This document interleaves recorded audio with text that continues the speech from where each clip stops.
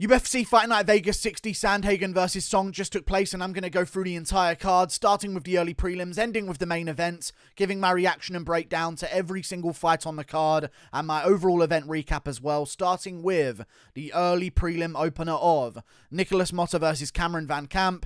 Cameron VanCamp doing alright, both guys landing shots here and there, but you could see as it was going on, this guy Cameron VanCamp just doesn't have good strike and defense. And I figured he would try and grapple with Motta because he's got a bunch of submissions on his record. And I've seen him go out there, drag a guy down with his superior size at lightweight and submit them. But no, this guy is really brain dead. So he wants to strike with people that have better striking than him and not grapple, even though he's got a bunch of submissions on his record by doing just that. So either way, Motta wins by KO. VanCamp, too dumb. Get out of the UFC. But good stuff. Glad I picked him as an underdog. I'm really happy about that pick. But Niklas Motta, good KO. He gets a big win. Good for him. Moving on. Up the card. Tony Gravely versus Javid Basharat. Great performance by Javid. Great performance by Javid. He was grappling with Tony Gravely, which was a very good look for him. You could argue he won every round, but round one was obviously quite close. But then as the fight went on, you could see Tony Gravely start to get a little bit less explosive, and you could see Javid just start picking at him and annoying him more and more as the fight went on. I liked him landing elbows when he was playing with the hands. Gravely kept keeping a really high guard, and Javid was ripping to the body and sort of manipulating the guard and switching elbows through it and landing good jabs at range and switching stances and landing jabs off the other side as well. So, yeah, Javid Basharat, amazing performance, dude. Really, really good. Tony Gravely's no joke. And Javid beat him. So, yeah, I'm glad I picked him. I picked him to win this one by decision, and he won this one by decision against Tony Gravely. Very good performance from him. And, yeah. The Basharat brothers are now both in the UFC bantamweight division doing good. Both of them had wins this weekend or this week in general. And Javid showed great grappling. So, yeah. A dangerous prospect to watch out for in the bantamweight division for sure. Moving on. Up the card. Mariya Agapova versus Gillian Robertson. I picked Gillian Robertson to win by submission in the first round by rear naked choke. She won this one in the second round by rear naked choke. And it was a brutal finish. This was one of the most maybe horrifying rear naked choke wins ever, because Mariya Agapova did not want to tap and she tried to hold on, and I think she was out for a little bit and then came back to and then went out again, kind of. It was very ugly looking, and she started sort of foaming at the mouth and stuff like that. Very, very, very, very unfortunate looking. But Gillian Robertson gets the job done by rear naked choke. She was tenacious with the takedown attempt. She had a close moment in round one where she was on top looking for a submission, I believe an arm triangle, but she couldn't quite get it, and Mariya Agapova did too much damage to her on the feet, landing punches, whilst Gillian Robertson was going for a takedown. A ton of back of the head shots, by the way. A ton of back of the head shots. I want to say at least about 20 back of the head shots were landed by Mariya Agapova, and the ref did nothing. So that was ridiculous. I'm glad Gillian Robertson got the job done. Mariya Agapova just doesn't really know what she's doing on the ground. Robertson does. She's a jiu-jitsu specialist. So she also had a pretty decent performance against Taylor Santos as well. So I believed in her to win, and she got it done in round two. Moving on. Up the card, Trey Ogden versus Daniel Zellhuber. Very annoying to watch in a way. It was like Daniel Zellhuber needed to be down 2 rounds before actually trying to win. It was like he wanted to win the fight, but he didn't want to take damage, which is a very bad look for an upcoming prospect, to be honest with you, if they're already thinking about not wanting to take too much damage in their fights. And you should always have that mindset, but there's a limit. You got to take one to give one, especially in the lightweight division and the bantamweight division, featherweight division. This ain't heavyweight where you got to be that scared on the outside. Like Daniel Zellhuber, man, it took a while for him to wake up, and it was just too little too late, man. Too little too late. Trey Ogden landed inside leg kicks in the first round, inside leg kicks in the second round, regular leg kicks, little body kicks as well, couple of jabs here and there, couple of left hooks, and Daniel Zellhuber just never really committed to anything until round 3, where he arguably could have won that round and started to look way better. And yeah, Trey Ogden gets the job done as the underdog. Really, really unfortunate performance from Daniel Zellhuber. He looked terrible in the first 2 rounds. Eventually started looking good, started to land some good stuff, but just let it slip. Absolute brain fog from him. Moving on. Denise Gomes versus Loma Lookboonmee. Amazing performance by Loma Lookboonmee. There were some risky moments here and there where Denise Gomes almost had a submission, but Loma Lookboonmee did way more damage, landing good shots on the feet in the first round. Her Muay Thai is so good for a female fighter. Like, she's really, really crisp, really, really good in the clinch as well, and has some really good trips and throws that she was using very well against Denise Gomes. She almost got submitted a few times, but she recovered, ended up on top, started landing some vicious Muay Thai elbows. She did more damage in round 1 despite being controlled for a bit. Did more in round 2, did more in round 3, or maybe lost round 2, won round 3. There were some close rounds in there, but Loma Lookboonmee just did too much damage for the judges to rule out. And although there were some close submission attempts from Gomes, you had to go with the damage of Loma Lookboonmee. She ended up on top majority of the time, and she always made sure to get damage in, which I really like to see from her, because sometimes you see fighters just happy that they ended up on top, but whenever she ended up on top, she made sure to at least get in like a solid amount of elbows, and I argue she could win every single round. So yeah, moving on to another fight on the card, which is Trevin Giles versus Lewis Cosce. Again, let's risk to win. Like, Lewis Cosce, you deserve to lose. Like, I don't know what more to say. I don't know what to say about performances like these. It was such a bad performance, not just because, he didn't pull the trigger. It's just, you're not trying to win. Like, that's the end of. I picked Trevin Giles to win. He clearly won. He won every single round. By the way, I want to read you one significant strike landed between the two of them in round 3. One. That was landed by Lewis Cosce, and I'm pretty sure it was a leg kick. He got on top. He did nothing on top other than control and act like it was 1-1 going into the third, which is ridiculous because Trevin Giles was out leg kicking him early in the first round, out jabbing him as well. He landed a few jabs, landed a good straight right in round 1 as well. Round 2, similar situation, but Trevin Giles was making sure to sort of like control against the cage and, you know, make sure that he sort of controlled at the end of the round and gave Cosce some problems in the grappling towards the end of round 2 to secure that for himself. And then round 3, Cosce, although he had control time, did absolutely nothing to Trevin Giles. Giles landed more total strikes. He got a couple of takedowns at the end of the round in round 3. It was just it was like Cosce thought he would gas out if he did anything more than one combination. You know what I mean? Like, maybe he had staph infection, I don't know, but man, really unfortunate for him. I was expecting that to be a firefight, and Giles just sort of cruised because Cosce wouldn't do anything, and Giles knew he was winning, so can't blame Giles, but Cosce really just accepted defeat there. Frustrating. Moving on. Damon Jackson versus Pat Sabatini. I picked Pat Sabatini, but I knew he was a bit chinny, and Damon Jackson found that chin. He found that chin, and probably better for the story that Damon Jackson won. By the way, 22-4 is a really underrated record now, and it shows how good Ilia Topuria is for destroying this guy, because he's been on, I believe, a 4-fight win streak now in the UFC. He beat Charles Rosa, Cam Willer-Kirk, Dan Argueta, and now he's just beat Pat Sabatini first round TKO, so this guy's no joke, apparently. I didn't think there was much special about his game, but that front kick in the first round, landed it perfectly, put down Sabatini with some shots, and eventually, like, sort of threw him over himself with a little bit of a hip check, and then ended up on top, and Sabatini couldn't move. TKO win. A little bit anticlimactic there, but, yeah, he finished him off. Good for him. His brother died as well, so he won and got the bonus, and that's very good for him. So I'm glad. Good for him. Happy for him. Moving on. Up the card. Anthony Hernandez versus Marc-Andre Barriault. Oh, my God. I picked Anthony Hernandez to win. Amazing performance by Anthony Hernandez. Dude, this guy's wrestling. It made me think to myself, man, if Kevin Holland didn't land that elbow on him and rock him and then hurt him to the body, does he just ragdoll Holland for 3 rounds? Maybe. In all honesty, maybe. He's the style to beat Holland, so who knows how that fight plays out the majority of times out of 10. But Anthony Hernandez, man, very good. His ear tape was flying everywhere in the fight. I noticed that. He just kept a pressure on Marc-Andre Barriault, and Marc-Andre Barriault just couldn't get any space. Could not get any space. I believe he broke Marc-Andre Barriault's rib in the first round as well with a big knee to the body or maybe some body punches. He was landing some really good shots. Marc-Andre Barriault didn't let that stop him. No, he kept trying to win, kept trying to get back into the fight, but he just couldn't escape bottom position.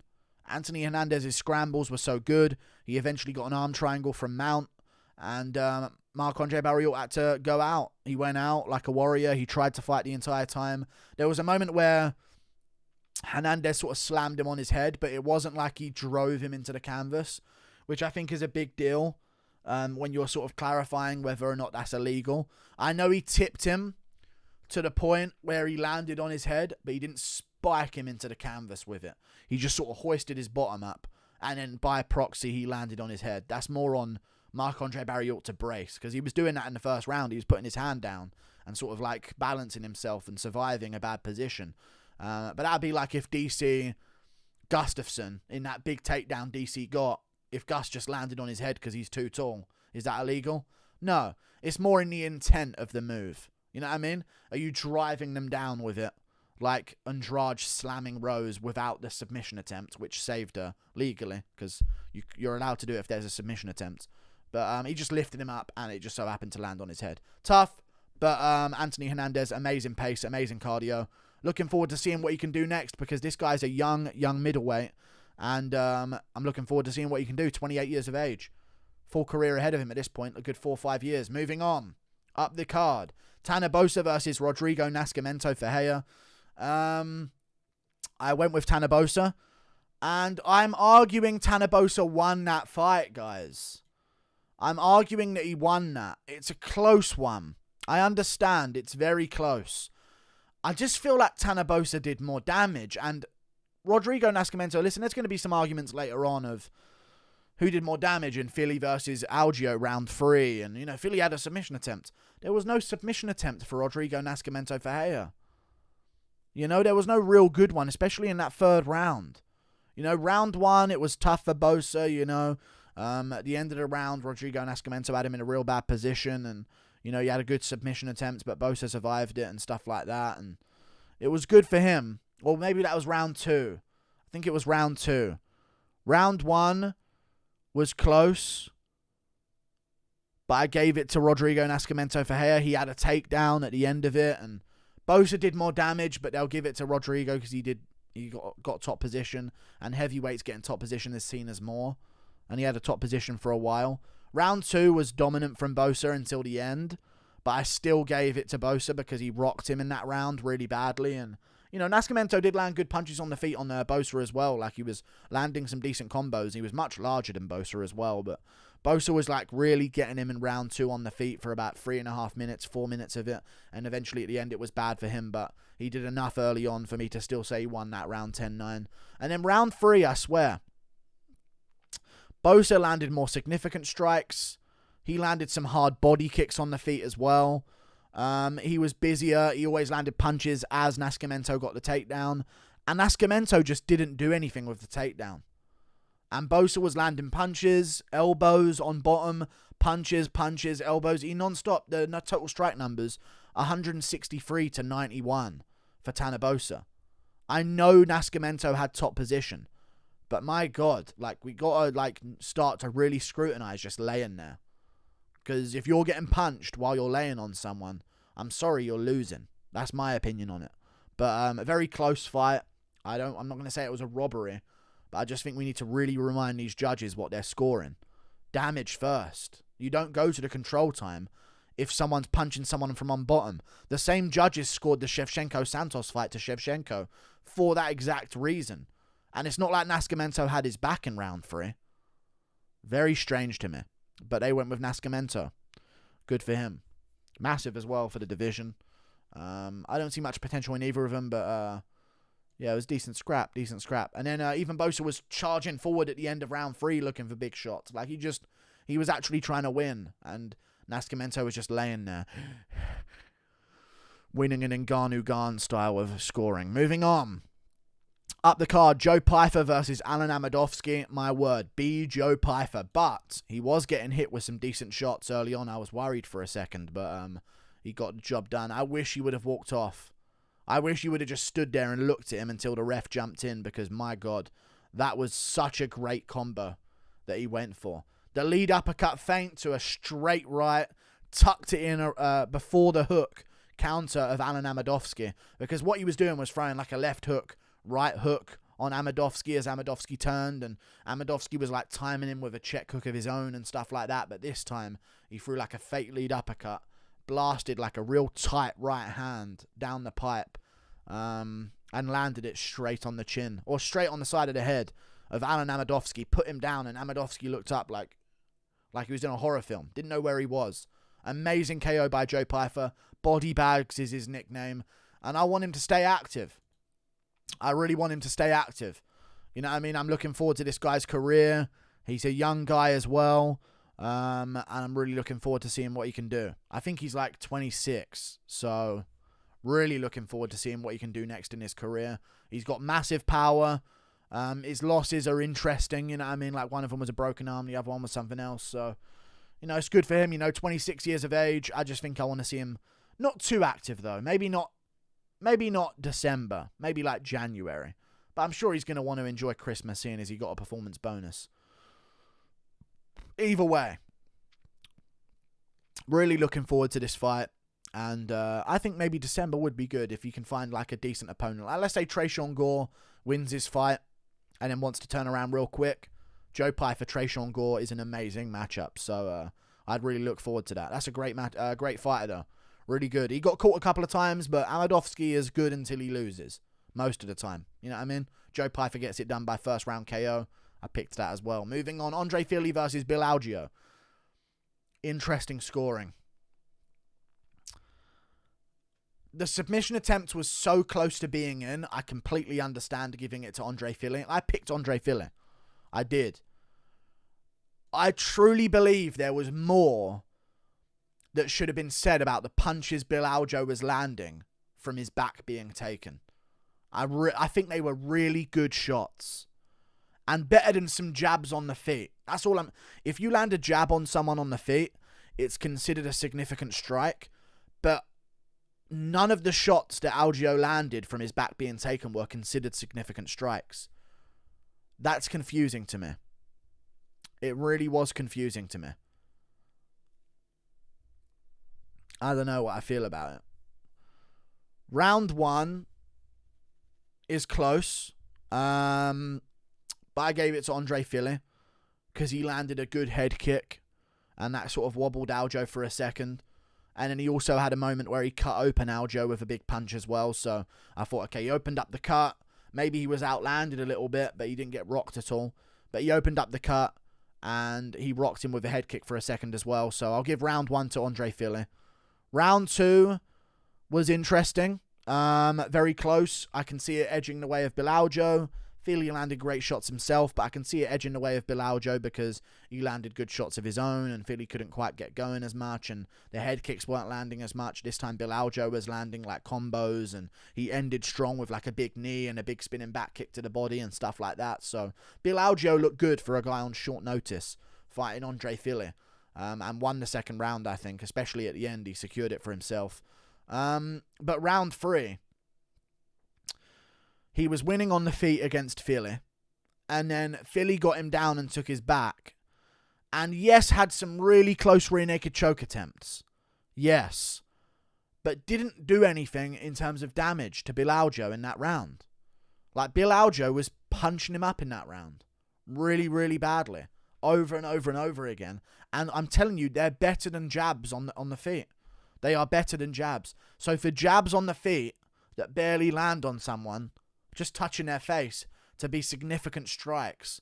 But because a guy has his back taken, despite him actually cracking Fili with massive shots, boom, boom, boom, boom, over and over again. There was like 30 of them.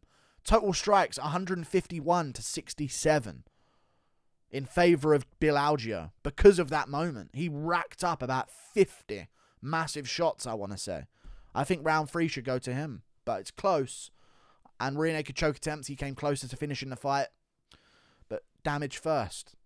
And interesting. The judges, they just pick and choose when they want to employ these rules. Very interesting to me. Moving on. Up the card, Njokuani versus Gregory Rodrigues. Amazing, amazing fight between these two. Definite fight of the night for sure. Gregory Rodrigues is Obama on roids, and there's no stopping this man. I picked Njokuani to finish him in the first round. In some moments, I thought that was going to happen. In other moments, I thought that Rodrigues was going to finish Njokuani. It was a great performance from both guys. Both guys took big shots. Both guys gave big shots. I think Chidi landed a big knee to the face in round 1 or something like that, as Rodrigues like kind of shot for a takedown. And it kind of stunned Rodrigues early, but then Rodrigues would like hurt him back, and they'd both calm down a bit and realize that they can finish each other. And then Rodrigues started really badly hurting Njokuani, rocking him. Njokuani would go down, scramble. Rodrigues would have dominant position, land some big shots, big elbows, and then Njokuani cut him open with a big shot and started landing some big shots back, and both guys were landing in the clinch, and Njokuani was kneeing him to the body in the clinch. But Gregory Rodrigues is a completely natural athlete that looks like a 70-year-old at 30 and has plumboism, HGH gut. It's just crazy how natural this guy is. And he started throwing around Njokuani. Threw him to the ground, landed big shots on the way back up, rocked Chidi a bunch of times. Chidi rocked him again towards the end of round 1, and then round 2 started, and Chidi rocked him a couple of times, and Rodrigues rocked him back, and then eventually Rodrigues rocked him to the ground, ended up on top with a big throw, and I think Chidi quit from pain. I truly believe so, which is tough to see because I thought he was going to be a good prospect, but man, I thought he quit to pain, is all I'm going to say about that guy. Rodrigues was landing good shots, but they weren't really getting through the guard, and Chidi just went, just call it off. You know what I mean? It was kind of like that, but good job, Gregory Rodrigues. Toughness, power, cardio. This dude has everything. A true natural. Moving on. Up the card. Corey Sandhagen versus Song Yadong. I've already done a breakdown of this on my channel, but I'll do another one. Corey Sandhagen looked amazing. So did Song Yadong. Song Yadong's takedown defense was great in that fight. Eventually, or for a while. But then eventually, of course, Corey Sandhagen started to get to dominant positions on the ground in round 4 and started to pass over the guard and started to land some decent ground and pound shots and stuff like that. So, yeah, he looked really good. He looked really good, Sandhagen, and you can see him evolving. I know a lot of people were saying stuff like, why is Sandhagen shooting? I think it was just to mix it up, man. Like, he's fighting, you got to mix it up now. And he was saying that, like, I wanted to eventually break this guy with the grappling to show that I'm a martial artist and to start playing the game of including those takedowns in my own game. And that was the difference. He had Song Yadong's punches to worry about. Song Yadong had Sandhagen's elbows, his punches, his clinch game, his takedowns, his kicks, everything to worry about. And that was the difference between the two of them. Round 1, I clearly scored to Corey Sandhagen. I clearly scored it to Corey Sandhagen. I don't know why people aren't understanding the damage rule. Song Yadong had not even the back. He had one hook in and he was sort of like propping himself up on the side of Sandhagen while they were stood up. And Sandhagen shook him off and got free. From that position, there was no submission attempt. He just had control of the backside of Sandhagen for a bit. Didn't have to fall back with a body triangle or both hooks in or anything like that. Even when he was on top, he did no ground and pound. Sandhagen was landing elbows and punches on bottom and then worked his way back up. Sandhagen won the first round, in my opinion. Outstriking him on the feet as well. Round 2, I think Song Yadong won the round. But because Sandhagen cut him up so badly, you kind of have to go Sandhagen's way. Because of the massive cut that was landed. So if there wasn't that cut from the elbow and it was just an elbow that landed on Song Yadong, I'd give that round to Song Yadong all day. He rocked Sandhagen at one moment slightly and Sandhagen sort of recomposed himself and got back to work. But because of that cut, you kind of have to go Sandhagen's way, but I still don't mind either way that you go in that round. And then round 3, Sandhagen, very close, but Sandhagen again finished strong. He was getting a bit out-hustled in the clinch, which I didn't like. I thought him clinching up, and a lot of the failed takedowns ended up working badly for him because Yadong would just punch him in the clinch and knee him to the body and stuff like that. So round 3 was close, but because Sandhagen finished with like some good kicks, big kick to the body, big knee to the face and stuff like that, I gave him round 3. And then round 4, I gave to Sandhagen as well. Tough round to score again. But the way it ended, Sandhagen on top with the takedown. That's the difference maker in a very close round. Yadong was landing good shots, but Sandhagen was landing too many. Left hook to the head, left hook to the body, knee to the body, jump knee to the body. I think he even landed in round 1 as well. Knee to the face, elbows again, leg kicks at range in between all of it. And Song Yadong was just a boxer out there. And you just can't be that against a guy like Sandhagen. You've got to mix it in. Even Jan was throwing like spinning attacks with the punches and wheel kicks as well in round 5. And Jan was timing head kicks as Sandhagen exited. Like it was different. You know, you got to mix stuff up against Sandhagen. But a good performance from both. Yeah. Like and subscribe. Thank you for watching. Toodle pip. I'll see you later. I believe I went 4-3 on the prelims. And then 5-3. 5-4. 6-4. 7-4. 7-5. 8-5 overall. Not terrible. Not great. Couple weird decisions. Oh well. Like and subscribe. Toodle pip. I'll see you later. Goodbye.